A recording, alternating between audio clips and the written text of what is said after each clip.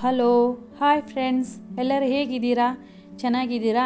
ನನ್ನ ಚಾನಲನ್ನು ಯಾರು ಹೊಸ್ದಾಗಿ ನೋಡ್ತಾ ಇದ್ದರೆ ಪ್ಲೀಸ್ ನನ್ನ ಚಾನಲನ್ನು ಸಬ್ಸ್ಕ್ರೈಬ್ ಮಾಡಿ, ಲೈಕ್ ಮಾಡಿ, ಶೇರ್ ಮಾಡಿ. ಗ್ಲಿಟರ್ ಸೀಟ್ ಮಾಡಲು ಏನೇನು ಬೇಕು ಅಂತ ನೋಡ್ಕೊಂಬರೋಣ ಬನ್ನಿ ಫ್ರೆಂಡ್ಸ್. ಬಣ್ಣದ ಗ್ಲಿಟರ್ ಸೀಟ್ ತೊಗೊಂಡಿದ್ದೀನಿ. 3 ಬೇರೆ ಬೇರೆ ಅಳತೆಯ ತಟ್ಟೆಗಳು ತೊಗೊಂಡಿದ್ದೀನಿ. ಮಾರ್ಕ್ ಮಾಡೋಕ್ಕೆ ಪೆನ್ಸಿಲ್ ಅಥವಾ ಪೆನ್ ಯಾವುದಾದ್ರೂ ಓಕೆ. ಕಟ್ ಮಾಡೋಕ್ಕೆ ಕತ್ರಿ ತೊಗೊಂಡಿದ್ದೀನಿ.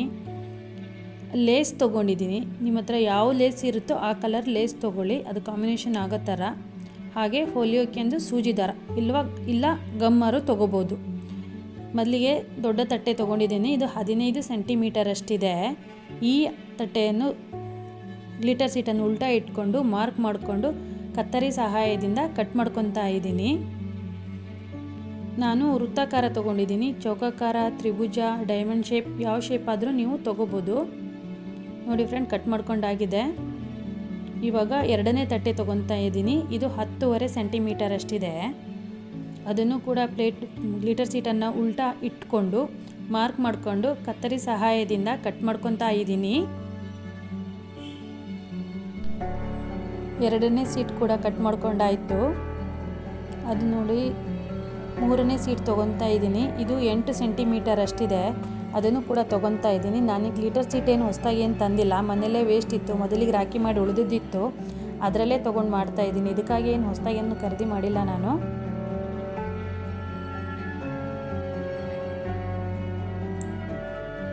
ನೋಡಿ ಫ್ರೆಂಡ್ಸ್, 3 ಬೇರೆ ಬೇರೆ ಅಳತೆ ಇದೆ. ಕಟ್ ಮಾಡಿ ಇಟ್ಕೊಂಡಿದ್ದೀನಿ. ದೊಡ್ಡದೊಂದು, ಅದಕ್ಕಿಂತ ಚಿಕ್ಕದು 3 ಅಳತೆ ಇದೆ. ಇಟ್ಟು ನೋಡ್ತಾ ಇದ್ದೀನಿ. ನೋಡಿ ಆದಮೇಲೆ ಸೀಟನ್ನು ಓಪನ್ ಮಾಡಿದರೆ ಆಯಿತು ಫ್ರೆಂಡ್. ಇದು ಗಮ್ ಇರೋದೇ ಸಿಗುತ್ತೆ, ಗಮ್ ಇರೋದನ್ನೇ ತೊಗೊಳ್ಳಿ. ಮತ್ತು ಇಲ್ಲಾಂದರೆ ಗಮ್ ಇರಲಿಲ್ಲ ಅಂದರೆ ನೀವು ಮತ್ತೆ ಎಕ್ಸ್ಟ್ರಾ ಗಮ್ ಹಚ್ಚಬೇಕಾಗುತ್ತೆ. ಇದು ಅದರಲ್ಲೇ ಇರೋದ್ರಿಂದ ನಾವೇನು ಎಕ್ಸ್ಟ್ರಾ ಗಮ್ಮಕ್ಕೆ ಅಂಟಿಸೋ ಅವಶ್ಯಕತೆ ಏನಿರೋದಿಲ್ಲ. ಇವಾಗ ಒಂದು ಅಂಟಿಸಾಯಿತು, ಇನ್ನೊಂದು ಕೂಡ ಅದೇ ರೀತಿ ಓಪನ್ ಮಾಡಿ ಅಂಟಿಸಿದ್ರೆ ಆಯಿತು. ಅಂಟಿಸ್ತಾ ಇದ್ದೀನಿ ನೋಡಿ ಫ್ರೆಂಡ್ಸ್. ಇವಾಗ ಅಂಟಿಸಿ ರೆಡಿಯಾಗಿದೆ. ಇವಾಗ ಲೇಸ್ ತೊಗೊತಾ ಇದ್ದೀನಿ. ಲೇಸ್ ತೊಗೊಂಡು ಸೂಜಿ ದಾರ ಹಾಕಿ ಹೊಲಿಬೋದು. ಇಲ್ಲ ನೀವು ಗಮ್ ಹಾಕ್ತಾನೆ ಅಂದರೆ ಗಮ್ ಹಾಕ್ಬೋದು. ನಾನು ಇದು ರೌಂಡ್ ಶೇಪ್ ಇರೋದ್ರಿಂದ ನಿಲ್ಲೋದಿಲ್ಲ, ಕಿತ್ಕೊಂಬರ್ಬೋದು ಅಂದ್ಬಿಟ್ಟು ಸೂಜಿ ದಾರದಿಂದ ಹೊಲಿತಾ ಇದ್ದೀನಿ. ಇದು ನಾವಾಗಿ ಕೀಳೋವರೆಗೂ ಕೂಡ ಕೀಳೋದಿಲ್ಲ. ಮಿಷನಲ್ಲಿ ಬೇಕಾದರೂ ಕೂಡ ನೀವು ಹೊಲ್ಕೋಬೋದು. ನಾನು ಮತ್ತೇನು ಮಿಷನಲ್ಲಿ ಹೊಲಿಯೋದು ಅಂದ್ಬಿಟ್ಟು ಸೂಜಿ ದಾರದಿಂದ ನೀವು ಹೊಲಿತಾ ಇದ್ದೀನಿ. ನಿಧಾನಕ್ಕೆ ಹೊಲ್ಕೊಂಡು ಬನ್ನಿ. ಮಾಡಿದ್ಮೇಲೆ ತುಂಬ ಚೆನ್ನಾಗಿ ಕಾಣುತ್ತೆ ಫ್ರೆಂಡ್ಸ್. ಒಂದ್ಸಲ ಮನೇಲಿ ನೀವು ಟ್ರೈ ಮಾಡಿ ನೋಡಿ. ಏನಾದ್ರು ಮಕ್ಕಳಲ್ಲಿ ಸ್ಕೂಲಲ್ಲಿ ಪ್ರಾಜೆಕ್ಟ್ ವರ್ಕ್ ಕೊಟ್ಟಾಗ, ಕ್ರಾಫ್ಟ್ ಕೊಟ್ಟಾಗ ಈ ಥರ ಮಾಡೋದನ್ನು ಮಕ್ಕಳಿಗೆ ಪ್ರಾಕ್ಟೀಸ್ ಮಾಡಿಸ್ರಿ. ಇಲ್ಲ ನೀವಾರು ಮನೇಲಿ ಮಾಡಿಕೊಡ್ಬೋದು, ಚೆನ್ನಾಗಿರುತ್ತೆ. ನಿಧಾನಕ್ಕೆ ಹೊಲ್ಕೊಂತ ಬರಬೇಕು. ಸ್ವಲ್ಪನೇ ಹಿಡ್ಕೊಂಡು ಒಂದೊಂದು ಚೂರೇ ಒಂದು ನಾಟ್ ಹಾಕಂತ ಹೋದರೆ ಸಾಕು, ಅದೇನು ಓಪನ್ ಆಗೋದಿಲ್ಲ.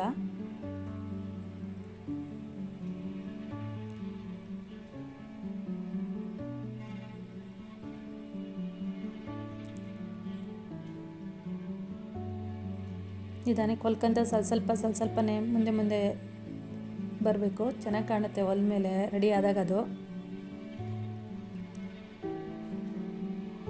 ನೀವು ಪೇಪರ್ ಯಾವ ಕಲರ್ ಆದರೂ ಆರಿಸ್ಕೋಬೋದು. ನಾನು ಇದೇ ಇರಲಿ ಅಂತೇಳಿ ನಾನು ರಾಖಿ ಮಾಡೋಕ್ಕೆ ತೊಗೊಂಬಂದಿದ್ದೆ, ಅದು ಉಳಿದಿತ್ತು ಪೀಸು, ಅದರಲ್ಲೇ ಇದನ್ನು ಟ್ರೈ ಮಾಡಿದ್ದೀನಿ.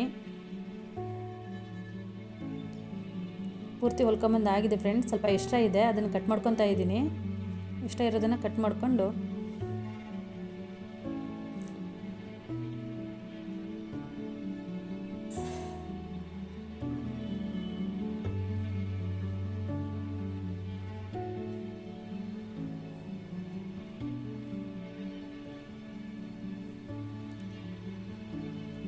ಹಿಂದ್ಗಡೆಯಿಂದ ಗಂಟು ಹಾಕೊತಾ ಇದ್ದೀನಿ.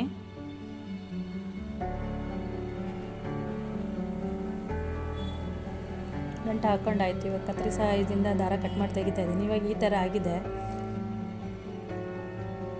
3 ಸೀಟ್ ಹಾಕಿದ್ದೆ, ಇನ್ನೊಂದು ಸೀಟು ಅದೇ ಥರ ಕಟ್ ಮಾಡಿ ಇಟ್ಕೊಂಡಿದ್ದೀನಿ. ಇದಕ್ಕೆ ಈ ಪೇಪರ್ ಗ್ಲಿಟರ್ ಸೀಟಿಗೆ ಹಿಂದ್ಗಡೆ ಓಪನ್ ಮಾಡೋ ಸ್ಟಿಕ್ ಅಂಟಿಸೋ ಥರ ಇಲ್ಲ ಇದು. ಇದಕ್ಕೆ ಹಾಗಾಗಿ ಗಮ್ ಹಾಕ್ತಾ ಇದ್ದೇನೆ ನಾನು. ಗಮ್ ಹಾಕ್ಕೊಂಡಾಗಿದೆ ಫ್ರೆಂಡ್ಸ್. ಇವಾಗ ಹಚ್ತಾ ಇದ್ದೀನಿ ಅದ್ರ ಮೇಲೆ ಮಧ್ಯಕ್ಕೆ.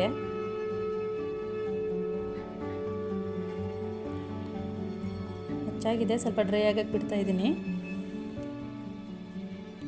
ಗಣೇಶ ಇನ್ವಿಟೇಷನ್ ಕಾರ್ಡ್ ಮೇಲೆ ಇರುತ್ತಲ್ಲ ಗಣೇಶ, ಆ ಗಣೇಶ ಇದು. ಇದಕ್ಕಾಗಿ ನಾನು ಹೊಸದಾಗೇನು ತೊಗೊಂಬಂದಿಲ್ಲ, ಮನೇಲಿ ಇರೋದ್ರಲ್ಲೇ ರೆಡಿ ಮಾಡ್ತಾಯಿದ್ದೀನಿ. ನಿಮ್ಮ ಹತ್ರ ಯಾವ ಥರದ್ದಾದರೂ ಓಕೆ. ಗಣೇಶನೇ ಬೇಕು ಅಂತ ಇಲ್ಲ, ಯಾವುದಾದ್ರೂ ಅಂಟಿಸ್ಕೋಬೋದು. ಲಕ್ಷ್ಮಿ, ಸರಸ್ವತಿ ಈ ಥರ ಅಂಟಿಸಿ ಆಗಿದೆ. ಸ್ವಲ್ಪ ಆರಕ್ಕೆ ಬಿಡಬೇಕದು.